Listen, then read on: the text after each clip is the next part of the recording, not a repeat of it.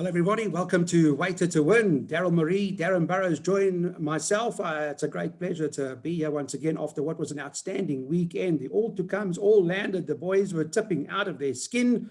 And for the big punters, Daryn, they must have cleaned up.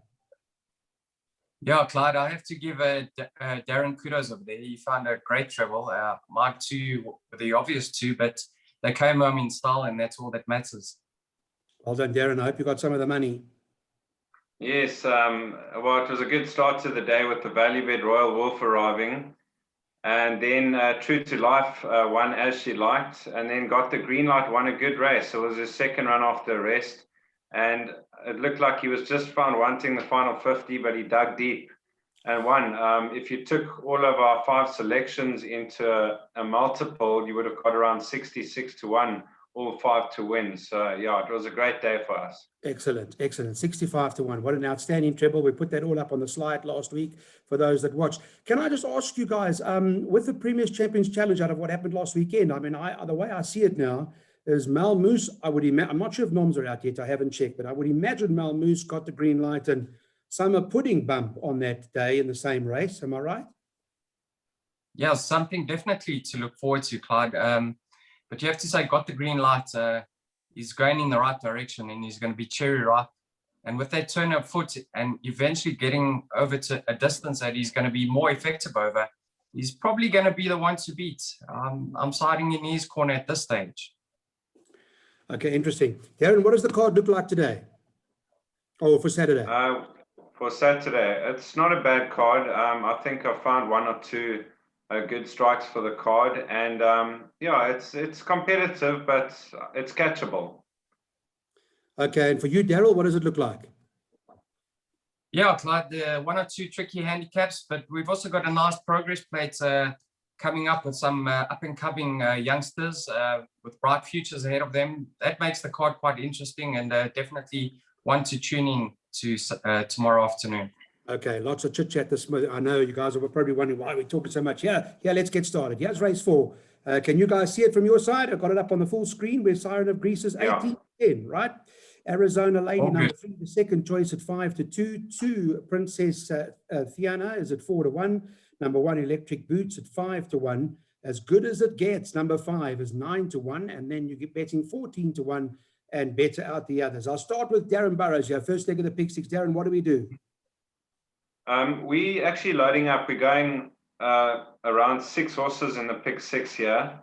It is quite open. There's a couple with chances. Let me start with my first choice, only narrowly, Princess Thiana. She's a progressive filly. She's actually a sister to Legal Eagle. And yeah, the 1800-meter trip, last time she tried it on the Poly, her saddle slipped in her last 2 starts. But last time she got trapped 3 wide around the bend, and she looked like she was off the bit, but she did quicken up late and run on at them. So she did catch the eye, and she had excuses. And from a 1 draw with natural improvement, she could be the horse to beat. Over a horse like Sirens of Greece, who ran in the Oaks trial, it wasn't a strong field. She had 52 on her back, but was only 5.5 lengths behind winners. So she comes into the race. Arizona Lady ran 2 seconds, but in very weak fields. 1 for the placings, Electric Boots, and then number 5 on the card. If you look at her first 2 starts, she ran behind War of Athena and Sent by Destiny, but in her comeback run, she was disappointing. Okay, I'll see that's at around 9-10 to 1. Darryl, any point on the opening leg of the pick 6, other than it seems to be quite difficult? Yeah, Clyde, Siren of Greece, she's extremely well bred, but she has been costly to follow. She's probably the one to beat on her Oaks trial effort, but like I said, she's been very costly to follow, and we've expected more from her. As Good as It Gets, now she's a half sister to that big strong galloper in Seattle Force, and she's been very badly drawn in her last 2 starts. I'm hoping she can get up there and possibly able to use that stride of her. I think we'll see a much better effort from her. And then a real roughie that I'm throwing in is number 10, Royal Wedding. Now, if she's a full sister to that stayer, Festive Lingari, who stayed all day, he won over 2,400. I know her last effort in her work riders wasn't the best of efforts, but she's only had 2 starts to date. And now that she's going the extra, she could be the upset material in the race. So we've thrown her in for the upset, but it is quite wide open. I think we'll come through comfortably over here with 1, 2, 3, 4, 5, and 10 in the first leg of the pick 6. Okay, I see we've loaded. Okay, so that you found some value, you guys, there in the opening leg of the pick 6. The race number 5 on the card, you want to have a look at the betting there, where number 2, Parallax, is 3-1. 6, Soldier Song, 33-10, the second choice. 10, Clarkson, 9-2. 1, Enigma Code is 6-1, and the 5, Black Thorn, is at 8-1. So those are the top guys in your betting over there. Do we need all of them, or is it, or can we narrow down here, Darryl, in the first leg of the jackpot? I think we can narrow it down. My first pick is going to be the 6, Soldier Song. Now, he reserves his best for the Turffontein Standside track. His best efforts come over this course. And I think from a 1 draw, if he comes out well, he can be perfectly positioned. And with that 4 kgs off his back, he probably is the one to beat over here. Parallax has done nothing wrong with the blinkers. He's put in 2 decent efforts. But there, it hasn't been the strongest of fields over there. I think Twin Turbo and Waltzing Owl finished behind him. So that's no great shakes. But you have to respect the fact that he's in good form.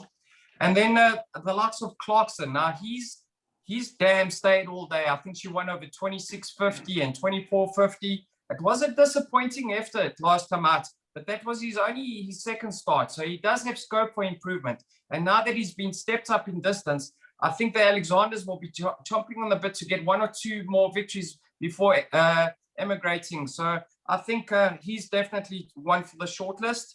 Like I said, 6, the one to beat. We backed it up with 2 and 10, and I think we'll get through the second leg of the pick 6. Okay, Daryn, you happy with that summary? I'm happy with that. I think Soldier Song is the horse to beat. I think he was a little bit unlucky last time out. And from a 1 draw, definitely the horse to beat. Clarkson, the 1800 meter trip is going to be right up his alley. Last time out over the 1400 meter, he was a bit one-paced, but he's going to show improvement. And Parallax, 2 good seconds, drawn well, the best of the rest. Okay, so we're going the 3 runners, 2, 6, 10, as far as that second leg of the pick 6 is concerned, or first leg of the jackpot. Let's go to race number 6 on the card now. And here, number 4, Lily Blue, is 13-10. 6, Fort Anne is at 3-1. Number 5, Destiny's Game, is 4-1. 1, Saragon, is 5-1. And number 3, Shivers, 8-1. And then I see Stately Home is 7. They're priced up at 10-1. And there's only other 2 horses in the race, and there are 2 Sunshine Silk, who's at 14s, and the 8 horse is currently at 28-1. But from a market perspective, I would imagine that Lily Blue is quite strong here, Daryn. I mean, the stable's been in great form. The whole combination of last weekend has been really solid. Could we side with Lily Blue? What's the deal? Yes, definitely. I think she is the best bet on the card. I have got another best bet. We'll get back to that later.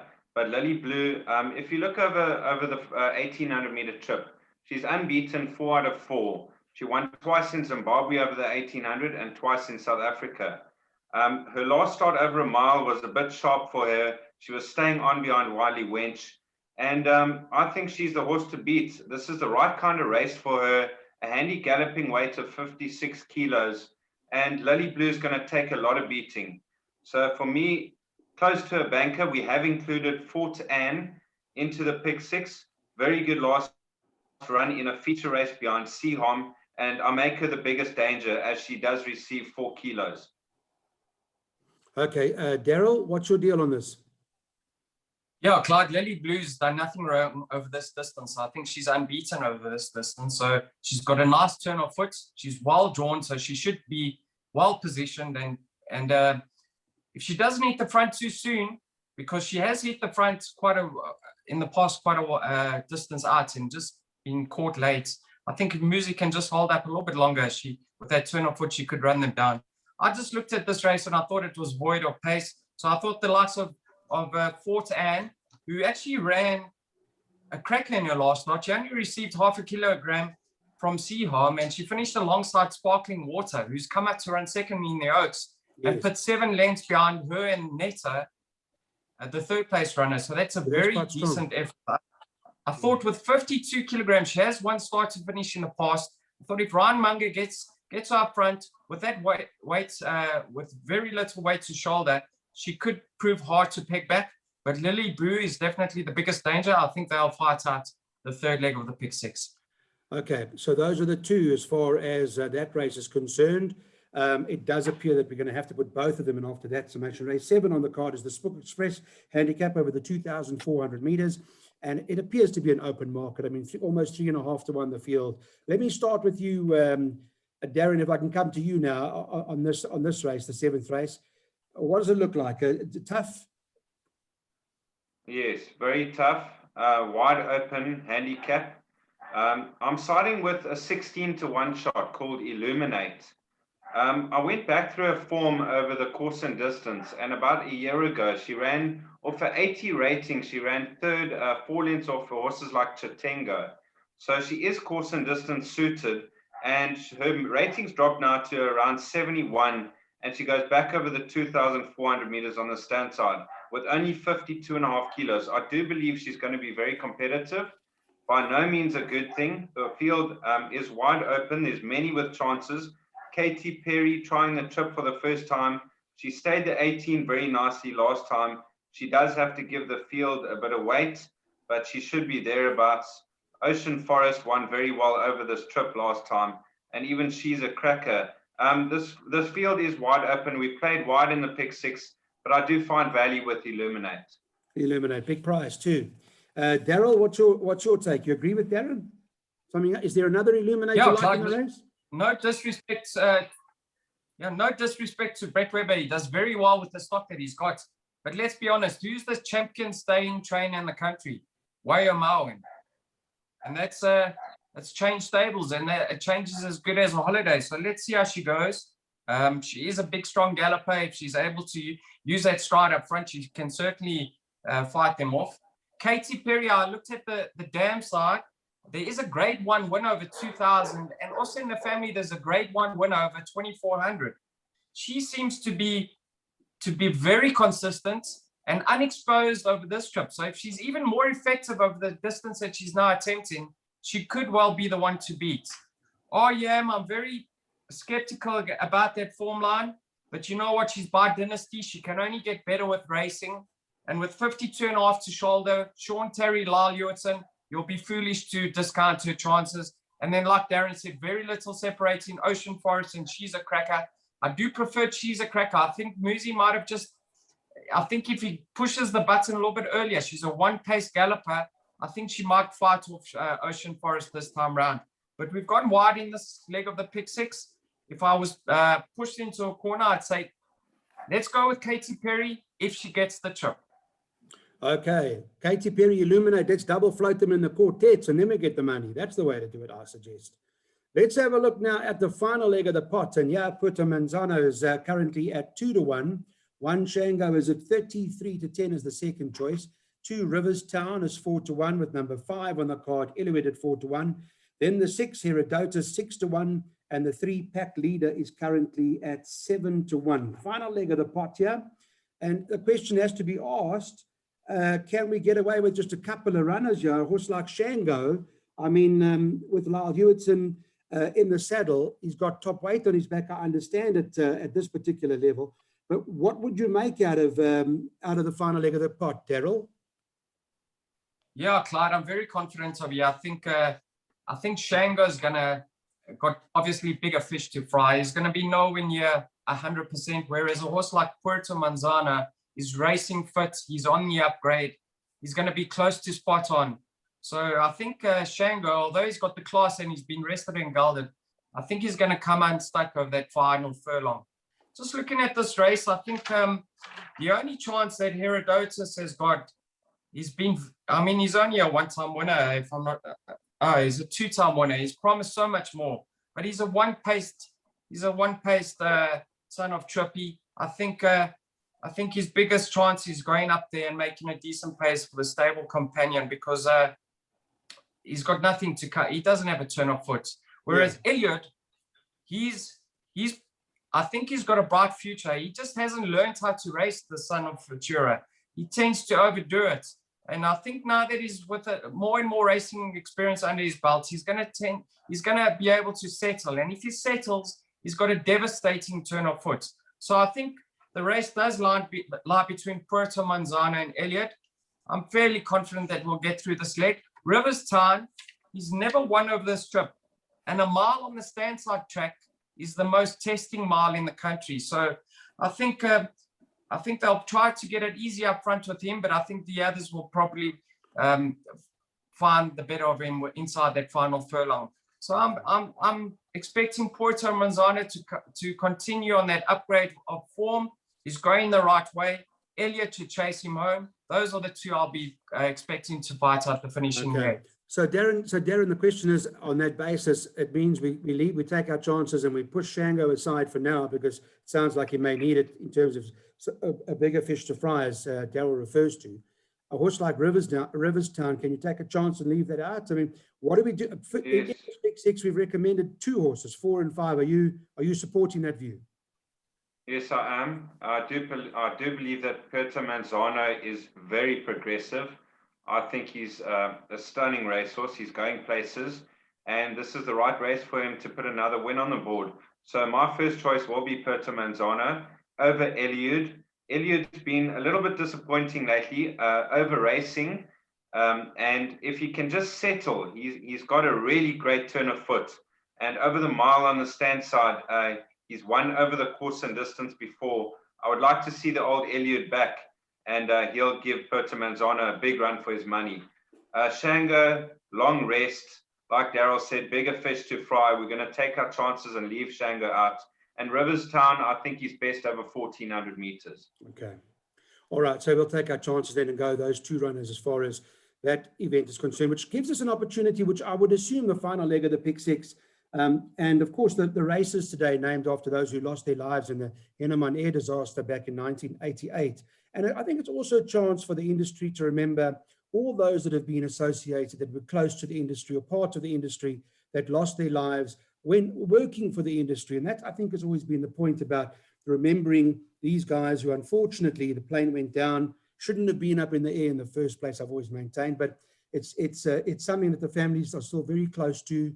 And it's also about remembering all of the other roles that they played. And I think it's a moment for everyone to perhaps think about when this day does come about. And again, it's one of those sad days, but it's one that we recollect and honor and pay privilege to those that lost their lives whilst on duty. It's the final leg of the Pick Six, 3-1 the field. Darryl, I'll come to you now. Is it as open as it looks? It is open, Clyde. I just want to touch on thoughts. Will certainly go out to you and your family and all those affected by that tragic accident.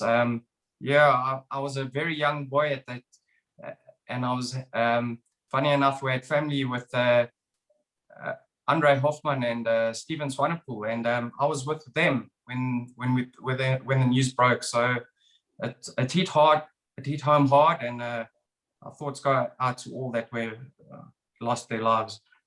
Yeah, fillies and mares handicap. Clyde, I was very disappointed with Lady Amherst's last efforts, but she did have valid excuses. And I'm going back to her penultimate start when she gave Traveling Wilbury that weight. And I think the dropping trip is key for her, because she does have her breathing noises, and I think the drop in to the mile on the standside track will see her bounce back to her best. Another race that I don't see much pace, and I think if Samanga can bounce out, get her handy, I certainly seen her being very, very competitive. She's going to be my first pick, but Daryn can touch on the rest. It's wide open barring those, several with chances, but I'm in the camp of Lady Amherst. I want Samanga to boot home in the last, and that's my double for the day, the Oppenheimer Silks. Let's see how we go. Let's hold thumbs. But she's my first pick in a wide open race. Okay, 5-1. So, Daryn, you're the king of the outsiders. Are there 1 or 2 at a nice double-digit price that you found in this race? Or? Not really. Mostly in single digits. My first choice being Rock You. She's run 2.5 lengths off horses like Puerto Manzano. I think she's best over the mile. She has a bit of a wide draw to contend with, but she will be thereabouts. This race is wide open. Lady Amherst pulled up lame last time out. We can put a line through that run. and running 2 lengths off horses like Fort Anne, that's good enough to win a race of this nature. And then that filly Irish Willow that won a maiden last time out. She won by 5 lengths, unextended, beating Techno Savvy, who came out to win a very good race last time out. So Irish Willow is a runner, and the best of the rest could be horses like Making a Scene. But we have loaded this leg of the pick 6. Yeah, so it does appear to be hard, and I think what we can do then is obviously show, as far as the pick 6 is concerned, what you guys have decided to put together for this particular event or the day on Saturday, the 10th of April. And we'll have a look at that very quickly and show you that there's a 2,160 Rand perm.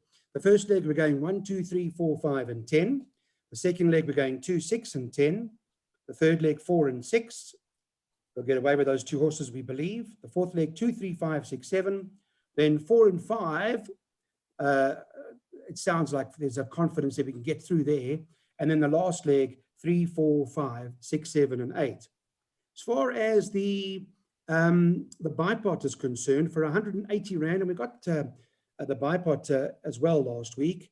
And in the first, together with all of the all-to-comes and everything landed, the first leg, banker 1, by banker 7, by 1, 2, 3, 4, 5, and 10, by 2, 6, and 10, by 4 and 6, and the last leg, 2, 3, 5, 6, and 7, for 180 Rand, with the bipod starting obviously with race number 2.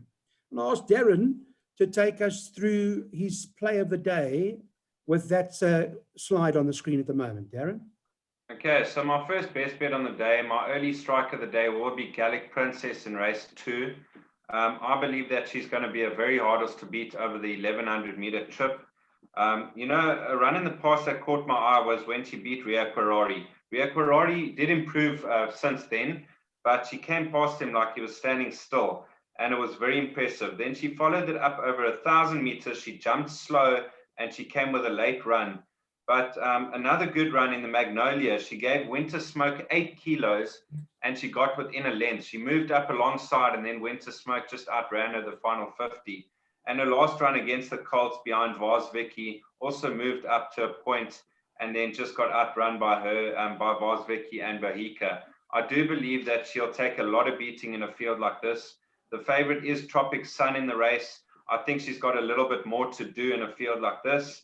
And Sarah with the 4 kilo claim could be dangerous. But Gallic Princess, for me, the first best bet. And then Lily Blue, race 6, number 4. And the value bet outsider of the day, Illuminates. You can take an each way bet 16 to 1. You're probably looking at around 3 to 1 a place. I see Gallic Princess, I was just having a look at Interbet now, is at 5 to 2, just so that you know. Right now, Gallic Princess, you can get 5 to 2 at the moment. Okay, so there's a nice all to come from Daryn. Darryl, what's your story for the day? Yeah, Clyde, the obvious one of the day, I Dream of Jeannie. I think that was an eye-catching debut. She lost the race at the start, but she was finishing on well. And the filly that beat her came out to run second in her next start in her handicap. So I think with that experience under her belt, she's gained the extra furlong. I think of the race runners, she'll prove very, very hard to beat. We don't know about the race runners, but they're going to have to prove to be something special to overturn her on debut. I'm backing her up, and my value bets on the day is Lady Amherst. I just see that the race is going to pan into the way her style of running. And Samanga, when he's up front, he proves very, very hard to peg back. He's very strong, and I think I'm hoping she'll bounce back to her best. That's my double for the day. I think it works out around 8 to 1, and we'll have a little bit of a strike on that. Okay, 8 to 1 and double, and you're right. Samanga Kamalo, who's riding better than him right now, is absolutely ripping them apart, isn't he? He's riding superbly well. Don't forget to join us every Friday night to watch these shows with Daryn and Darryl, myself. We really appreciate all your support and hope that you've been enjoying the show so far with all of us. And to both of you for your time and sharing your professional knowledge about the betting side of the business. To both of you, thank you, Darryl. Yeah, Clyde, thanks. And thanks to all the viewers that are tuning in. Let's hope there's bigger and better things to come in the future. And Daryn, thanks again. I know you do this every day as well, so thank you very much. Yes, and we're in hot form, so hopefully we can help the punters at Turffontein. Excellent. Thanks, guys. We'll see you soon.